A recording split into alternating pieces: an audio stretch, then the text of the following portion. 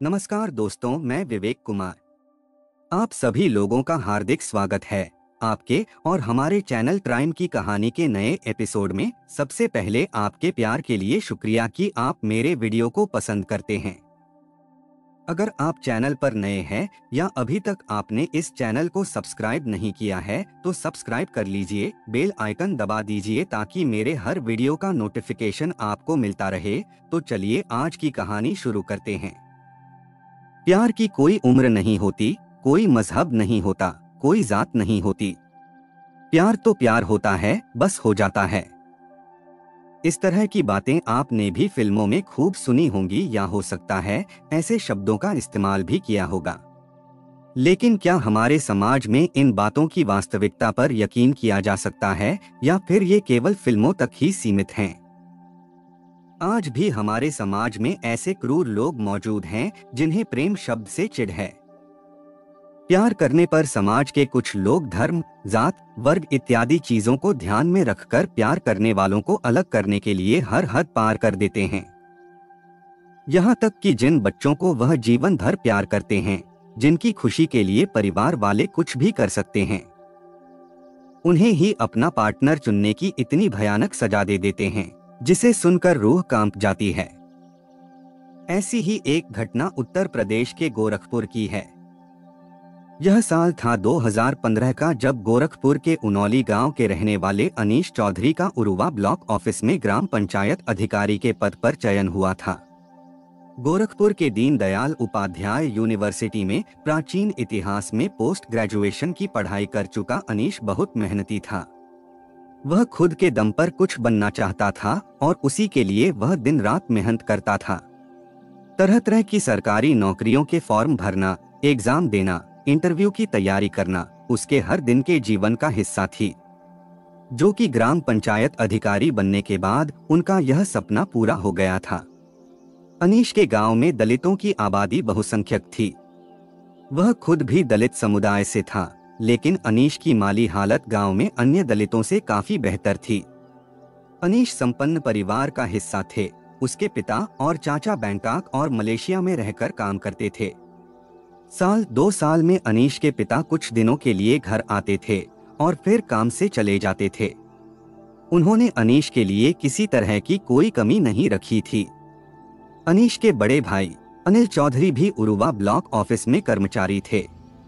ग्राम पंचायत अधिकारी के पद पर चयन होने के बाद अनीश की खुशी का ठिकाना नहीं था। जब अनीश ने यह बात अपने पिता को फोन कर बताई तो उसके पिता बेहद खुश हुए और अनीश को जल्द ही घर वापस आने का भरोसा दिलाया। अनीश के अधिकारी बनने की खुशी पूरे गांव को थी। अनीश ने अपनी खुशी का खुलकर इजहार भी किया। वह अपने गांव वासियों के लिए बहुत कुछ करना चाहता था और जल्द ही उनकी सेवा में व्यस्त हो जाना चाहता था। चयन के बाद अनीश अब प्रशासन से कॉल लेटर का इंतजार करने लगा, जिसे घर आने में ज्यादा समय नहीं लगा। चयन किए जाने के अगले ही महीने अनीश और अन्य चुने हुए अधिकारियों को ट्रेनिंग के लिए ब्लॉक ऑफिस में बुलाया गया। ट्रेनिंग के पहले दिन अनीश सुबह के 8 बजे तैयार होकर ब्लॉक ऑफिस पहुंचा। उस समय तक कुछ और लोग ऑफिस के मुख्य हॉल में इकट्ठे हुए थे। रिपोर्टिंग का टाइम सुबह 8:30 बजे था, तो अनीश को वक्त बर्बाद करना ठीक नहीं लगा। अनीश ने हाल में मौजूद हर किसी से हाथ मिलाया और जान पहचान बढ़ाने के लिए उनसे बातचीत किया। करीब 10 मिनट के बाद हाल के गेट से एक महिला अधिकारी अंदर आई। वह भी हाल में मौजूद अन्य अधिकारियों की तरह ही थी। उसका भी चयन हुआ था। उसका नाम दीप्ति मिश्र था। दीप्ति गोरखपुर में देवकली धर्मसेन गांव की रहने वाली थी। समाजशास्त्र से MA की पढ़ाई कर चुकी दीप्ति का सिलेक्शन कौड़ीराम ब्लॉक ऑफिस में ग्राम पंचायत अधिकारी के तौर पर हुआ था। यही नहीं, दीप्ति ने भी दीनदयाल उपाध्याय यूनिवर्सिटी से अपनी MA की पढ़ाई की थी। अनीश ने दीप्ति को देखा तो वह उसे पहचान गया था। कॉलेज के कैंपस में अक्सर अनीश ने दीप्ति को घूमते हुए देखा था, कभी कैंटीन में तो कभी क्लास करते हुए। लेकिन कॉलेज के दिनों में उसने कभी दीप्ति से मुलाकात या बातचीत नहीं की थी। उसकी एक वजह यह थी कि अनीश का विषय कुछ और था और दीप्ति का कुछ और था। दीप्ति जब गेट से अंदर आ रही थी तो अनीश की नजर उस पर पड़ी। अनीश को दीप्ति का चेहरा जाना पहचाना लगा। अनीश ने अपने दाएं हाथ में पकड़े प्लास्टिक के पानी के गिलास को टेबल पर रखा और घूमकर कमरे के अंदर प्रवेश करती हुई दीप्ति की ओर आगे बढ़ा। काफी देर तक सोचने के बाद अनीश को याद आ गया था और वह दीप्ति को पहचान गया। दीप्ति कमरे में मौजूद पीछे की एक खाली कुर्सी पर जाकर बैठी थी तो अनीश भी उसके पास गया और एक कुर्सी छोड़ उसके बगल में जाकर बैठ गया और बोला, हेलो। अनीश की बात का जवाब देते हुए दीप्ति ने उसकी ओर देखा और बोली, हाय। अनीश का चेहरा देखते ही दीप्ति को भी अचानक से याद आ गया था कि हेलो बोल रहा यह शख्स कौन है। इससे पहले कि अनीश आगे कुछ कहता, दीप्ति ने उससे सवाल कर लिया, अरे आप तो शायद दीन दयाल उपाध्याय कॉलेज में थे ना। अनीश ने दीप्ति के सवाल का जवाब देते हुए कहा, जी आपने बिल्कुल सही पहचाना, मैंने भी उसी कॉलेज से पढ़ाई की थी। आप जब हाल में एंटर हुई तभी से ही मैं सोच में पड़ गया था कि आपको कहाँ देखा है, और देखिए आप ही ने मुझे भी पहचान लिया। यह सुनकर दीप्ति हंस पड़ी और दीप्ति को हंसता हुआ देख अनीश भी मुस्कुरा दिया। ऐसे ही करियर, पढ़ाई इत्यादि की बातें करते करते कब 8:30 बज गए, दोनों को पता ही नहीं चला। कमरे में सूट पहनकर कुछ उच्च अधिकारी आए और अपने रूटीन कामों की तरह वह सबके नाम, परिचय इत्यादि लेने लगे। इस तरह से अनीश और दीप्ति की जान पहचान हुई। अब क्योंकि अनीश और दीप्ति दोनों ही ब्लॉक ऑफिस में ग्राम पंचायत अधिकारी थे तो उनका साथ में उठना बैठना सामान्य हो गया था। पूरी ट्रेनिंग के दौरान अनीश और दीप्ति एक दूसरे के साथ ही रहे। ट्रेनिंग के बाद जब दोनों आधिकारिक रूप से अपने अपने ब्लॉक में काम करने लगे तो भी दोनों का साथ उठना बैठना होने लगा था। अनीश के उरुवा ब्लॉक ऑफिस से दीप्ति के कौड़ीराम ब्लॉक ऑफिस के बीच मात्र 1 घंटे की ही दूरी थी। अनीश और दीप्ति दोनों की जान पहचान कुछ ही समय में दोस्ती में बदल गई थी। दोनों साथ में ऑफिस आने जाने लगे, दोनों ही घंटों फोन पर बातचीत करने लगे। देखते ही देखते उनके बीच की नजदीकियां भी बढ़ने लगी। वे दोनों अक्सर ऑफिस के अलावा भी एक दूसरे से मिलते थे। अनीश और दीप्ति दोनों ही एक दूसरे को करीब से जानना चाहते थे। एक दूसरे को ब्लॉक ऑफिस से छुट्टी के समय दोनों यूं ही घूमने के लिए निकल जाया करते। छुट्टी वाले दिन भी दोनों घर पर नहीं बैठते थे बल्कि अपने गांव से दूर घूमने निकल जाते और साथ वक्त गुजारते थे। उनकी दोस्ती वक्त के साथ प्यार में बदलने लगी थी। लेकिन ऐसे ही एक दिन जब अनीश और दीप्ति ऑफिस से शाम को छुट्टी के बाद साथ साथ घर जा रहे थे तो दीप्ति के एक रिश्तेदार ने दोनों को देख लिया और दीप्ति की शिकायत उसके घर पर कर दिया। शुरुआत में तो दीप्ति के घर वालों ने उसे रोका टोका नहीं, लेकिन अंदर ही अंदर वे अनीश के बारे में पता लगाने लगे। दीप्ति अपने घर में सबसे छोटी बेटी थी। दीप्ति का बड़ा भाई अभिनव यूपी पुलिस में कांस्टेबल था। जब अभिनव को दीप्ति के किसी से संबंध होने की जानकारी घर वालों से मिली तो उसने अपने सूत्रों के जरिए अनीश के बारे में पता लगवाया।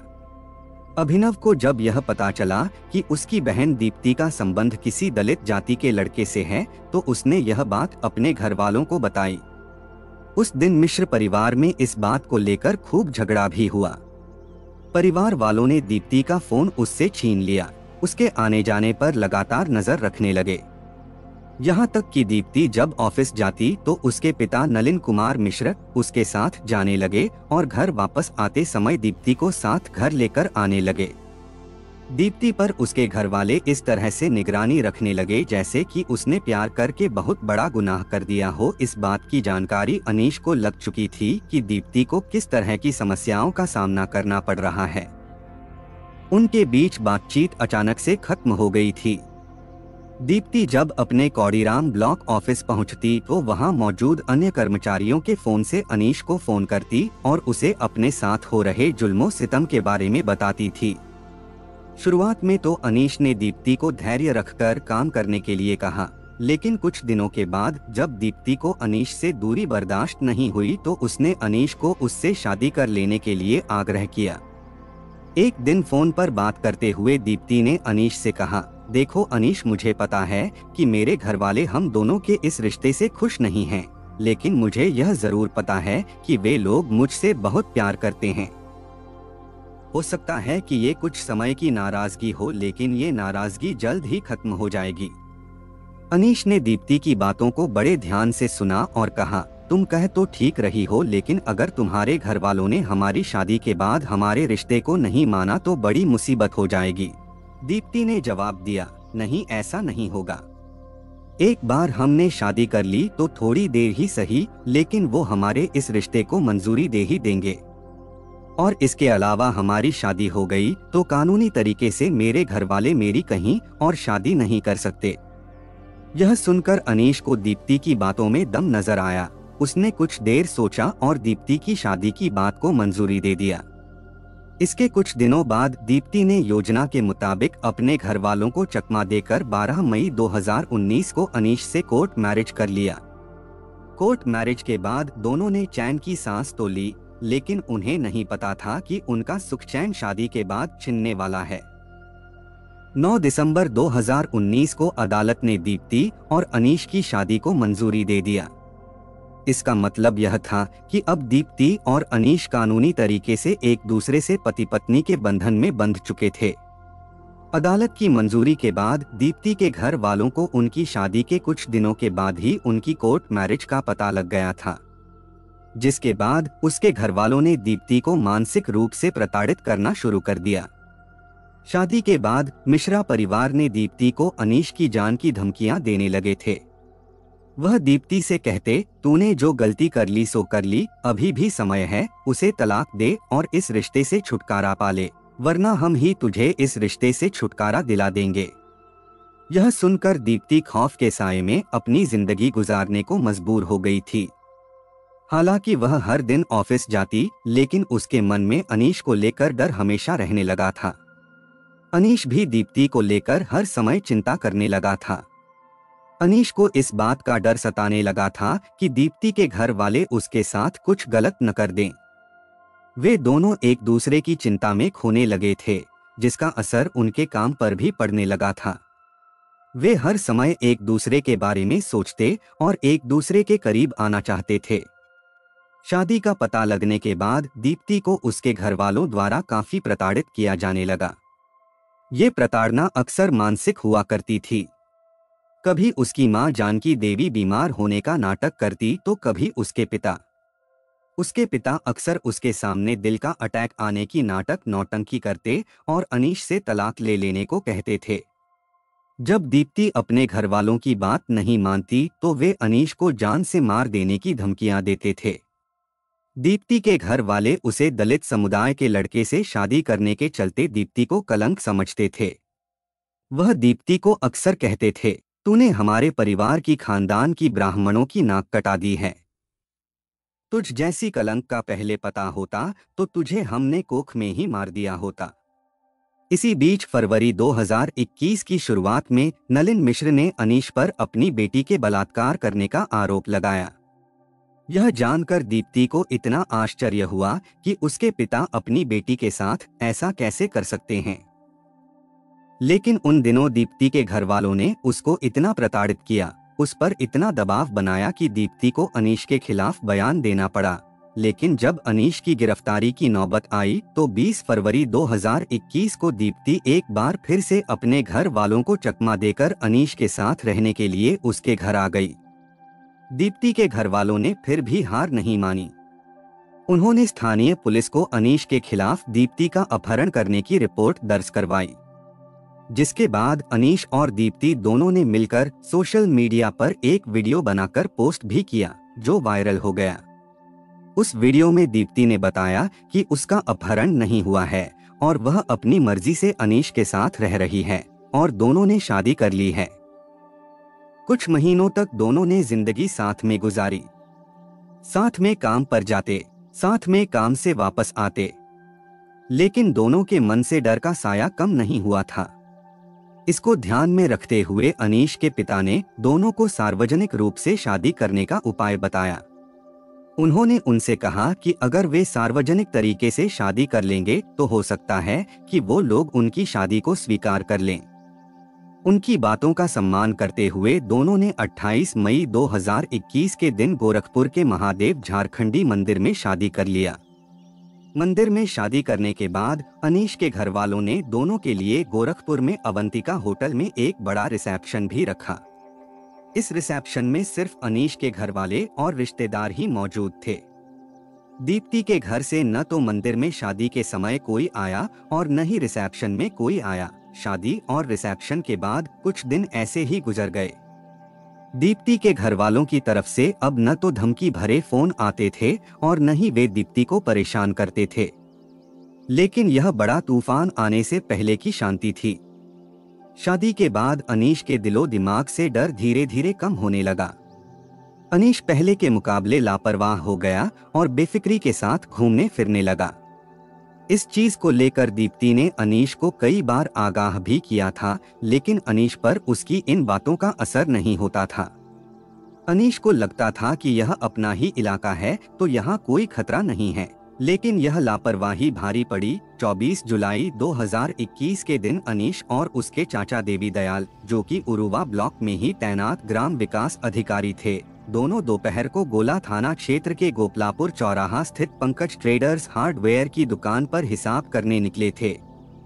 दरअसल अनीश पर दुकान का कुछ उधार बकाया था, वही उधार चुकता करने हार्डवेयर की दुकान पर दोनों आए थे।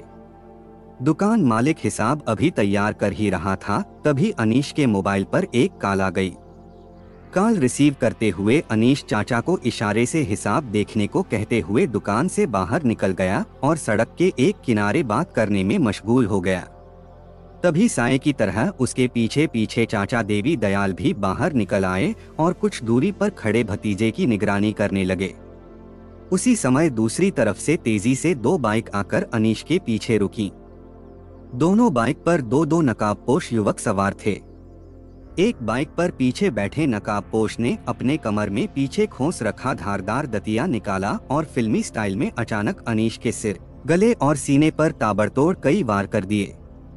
भतीजे अनीश पर हमला होते देख चाचा देवी दयाल हमलावरों से भिड़ गए। अपनी जान की परवाह किए बिना उन्होंने भतीजे पर हमला करने वाले एक नकाबपोश को धर दबोचा। यह देखकर नकाबपोश हड़बड़ा गया और उनसे छूटने के लिए देवी दयाल के सीने पर प्रहार कर दिया। अचानक हुए हमले से देवी दयाल पल भर के लिए गश खाकर जमीन पर गिर गए। कुछ पलों बाद जब उठे तो नकाबपोश ने उन पर फिर से पलटवार किया। तब तक चीख पुकार तेज हो गई थी। देवी दयाल की चीख सुनकर पास पड़ोस के दुकानदार शोर मचाते हुए बाहर निकले। पब्लिक को बदमाशों ने अपनी ओर आते हुए देखा तो चौंकन्ने हो गए और जिधर से आए थे मौके पर हथियार फेंककर उसी दिशा में फरार हो गए। इधर अचानक हुए हमले से अनीश डर गया था। गंभीर रूप से घायल वह हवा में लहराते हुए किसी कटे पेड़ की तरह जमीन पर धड़ाम से गिरा। आनन फानन में लोगों ने अनीश और देवी दयाल को टेम्पो में लादकर गोला स्थित सामुदायिक स्वास्थ्य केंद्र पहुंचाया, जहां डॉक्टरों ने अनीश को देखते ही मृत घोषित कर दिया। भतीजे की मौत की खबर सुनते ही देवी दयाल की हालत और बिगड़ गई। घबराहट के मारे उनकी सांसों की रफ्तार और तेज हो गई। यह देख डॉक्टर भी घबरा गए और उन्हें Baba Raghavdas medical college Gulriha refer कर दिया। अनीश की हत्या की खबर मिलते ही इलाके में सनसनी फैल गई थी। जैसे जैसे उसके शुभचिंतकों को जानकारी हुई, वैसे वैसे कुछ घटनास्थल तो कुछ अस्पताल पर जुटते गए। उधर दिल दहला देने वाली घटना की सूचना गोला थाने के थानेदार सुबोध कुमार को मिल चुकी थी। घटना की सूचना मिलते ही वह फोर्स सहित अस्पताल पहुंच गए और अस्पताल को पुलिस छावनी में बदल दिया ताकि कोई अप्रिय घटना न घट सके। सूचना पाकर थोड़ी ही देर में वहां तत्कालीन एसएसपी दिनेश कुमार प्रभु, एसपी अरुण कुमार सिंह और सीओ गोला अंजनी कुमार पांडे भी पहुंच गए थे। पुलिस अधिकारियों ने शव का निरीक्षण किया। सिर, गले और सीने पर किसी धारदार हथियार से ताबड़तोड़ हमला किया गया था। ज्यादा खून बहने से अनीश की मौत हुई थी। पुलिस ने शव को अपने कब्जे में ले लिया और उसे पोस्टमार्टम के लिए बीआरडी मेडिकल कॉलेज गुलरिहा भिजवा दिया। उसके बाद इंस्पेक्टर सुबोध कुमार को कागजी कार्रवाई पूरी करते करते दोपहर के 2 बज गए थे। अस्पताल से फारिग होते ही पुलिस गोपलापुर चौराहा पर उस जगह पहुंची जहां घटना घटी थी। पुलिस अधिकारियों ने घटनास्थल का निरीक्षण किया। मौके पर फैला खून जम चुका था, जिस पर ढेर सारी मक्खियां भिनभिना रही थीं। मौके से कुछ दूरी पर खून से सना एक धारदार हथियार गिरा पड़ा था। पुलिस ने उसे बतौर सबूत अपने कब्जे में लिया। मौके पर पहुंची फोरेंसिक टीम अपनी जांच में जुट गई। पुलिस ने अनीश की पत्नी दीप्ति मिश्र की तहरीर पर आईपीसी की धारा 302, 307, 506, 120 बी एवं SC/ST की धारा 3(2)(V) के तहत मायके के 17 लोगों के खिलाफ मुकदमा दर्ज करा दिया, जिनमें नलिन मिश्र पिता, मणिकांत मिश्र बड़े पापा यानी ताऊ, अभिनव मिश्र भाई, अनुपम मिश्र भाई, विनय, उपेंद्र, अजय, प्रियंकर, अतुल्य, प्रियांशु, राजेश, राकेश, त्रियोगी, नारायण, संजीव, विवेक तिवारी और सन्नी सिंह सहित 4 अज्ञात शामिल थे। घटना की जांच की जिम्मेदारी गोला के सीओ अंजनी कुमार पांडे को सौंपी गई थी। इस मामले में पुलिस ने 4 आरोपियों मणिकांत मिश्र, विवेक तिवारी, अभिषेक तिवारी और सन्नी सिंह को गिरफ्तार कर लिया। उन्हें गोला के डीडीहा क्षेत्र से गिरफ्तार किया था। इन चारों से पूछताछ की गई तो उन्होंने अपराध स्वीकार करते हुए अन्य आरोपियों के नाम भी बता दिए। पुलिस ने इन्हें अदालत में पेश कर जिला जेल भेज दिया। 28 जुलाई 2021 को एएसपी अरुण कुमार सिंह ने एक प्रेस वार्ता आयोजित कर 4 आरोपियों को गिरफ्तार करने की जानकारी दी और कहा कि जल्द ही बाकी के आरोपियों को भी गिरफ्तार कर लिया जाएगा। उसके बाद सीसीटीवी फुटेज से कुछ लोगों की पहचान की गई। वहीं पुलिस ने सबूतों के अभाव में 4 लोगों का नाम निकाल दिया। जिन लोगों का नाम केस में से हटाया गया वो सीबीआई, पीएससी और सीआईएसएफ में कार्यरत हैं। नवंबर 2021 तक 10 लोगों को गिरफ्तार कर लिया गया था। वहीं एक को जनवरी में गिरफ्तार किया गया, जबकि बचे हुए 2 लोगों ने फरवरी में खुद को सरेंडर किया था। दीप्ति के पिता और भाई सहित 7 लोगों को जमानत मिल चुकी है। अब तक केस ट्रायल पर भी नहीं आया है। यहाँ तक कि सभी अभियुक्तों की कोर्ट में एक साथ पेशी भी नहीं हुई है। अनीश के भाई अनिल चौधरी ने बताया कि मैंने आत्मरक्षा के लिए हथियार के लाइसेंस के लिए आवेदन दिया था, जिसे अब तक स्वीकृति नहीं मिली है। यहाँ तक कि मुझे और अनीश की पत्नी दीप्ति को लगातार जान से मारने की धमकियाँ दी जा रही हैं, जबकि दीप्ति का कहना है कि उनके और उनके परिवार के साथ पुलिस का रवैया भी बहुत अच्छा नहीं रहा है। दीप्ति कहती हैं, लड़ाई चाहे कितनी भी लंबी हो हम लड़ेंगे और उम्मीद है कि हमें इंसाफ जरूर मिलेगा। इस पूरे मामले में जाति ही सबसे बड़ा फैक्टर नजर आता है। इस मामले को फैसला आने से पहले लंबी कानूनी प्रक्रिया से होकर गुजरना पड़ सकता है। लेकिन दीप्ति मिश्र सभी अभियुक्तों और अपने पूरे परिवार के लिए फांसी की सजा की मांग करती हैं। वो कहती हैं, उनका पूरा परिवार इस मामले में किसी न किसी रूप में शामिल है, इसलिए सबको फांसी होनी चाहिए। इसके लिए वो हर स्तर पर इस लड़ाई को लड़ेंगी। पति की हत्या के बाद से दीप्ति अनीश की एक तस्वीर साथ लिए रहती हैं और उसे एकटक देखती रहती हैं। वो कहती हैं कि अनीश अपने जिस परिवार को छोड़ गए हैं, अब वह उनकी जिम्मेदारी है और वो उसकी देखभाल करेंगी। दीप्ति इस समय गर्भवती हैं।